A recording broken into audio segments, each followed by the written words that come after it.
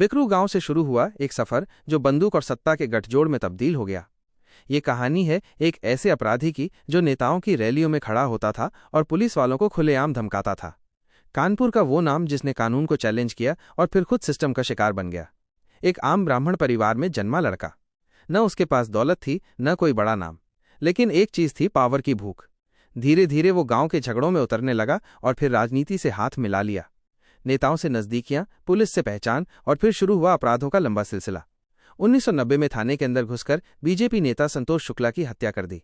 थाने के अंदर, जहां कानून सबसे मजबूत होता है, वहां कानून को ही गोली मार दी गई। लेकिन क्या हुआ? सबूत गायब, गवाह डर गए और विकास बेगुनाह घोषित हो गया। हत्या, फिरौती, लूट, जमीन पर कब्जा, सरकारी अफसरों को धमकाना, 40 से ज्यादा मुकदमे। लेकिन हर बार या तो केस दबा दिया गया या जांच करने वाले अफसर ही बदल दिए गए। बिकरू गांव उसका किला बन गया और वो बना ब्राह्मणों का रॉबिनहुड और पुलिस का डर।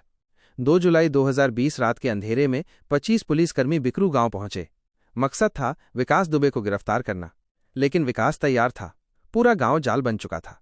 छतों से गोलियां चली, बम फेंके गए और कुछ ही मिनटों में 8 जवान शहीद हो गए। डीएसपी देवेंद्र मिश्रा, जिनका सिर तक कुचल दिया गया।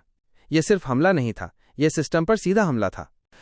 इसके बाद यूपी से लेकर एमपी, राजस्थान तक रेड पड़ी। लेकिन विकास तो जैसे सिस्टम से एक कदम आगे चल रहा था। आखिर में उज्जैन के महाकाल मंदिर में खुद जाकर बोला, मैं हूं विकास दुबे, कानपुर वाला। क्या ये सरेंडर था या कोई डील? पुलिस भी चौंकी, देश भी। 10 जुलाई 2020 पुलिस उसे कानपुर ला रही थी और रास्ते में गाड़ी पलट गई। विकास ने भागने की कोशिश की, पुलिस ने जवाबी फायरिंग की और विकास मारा गया।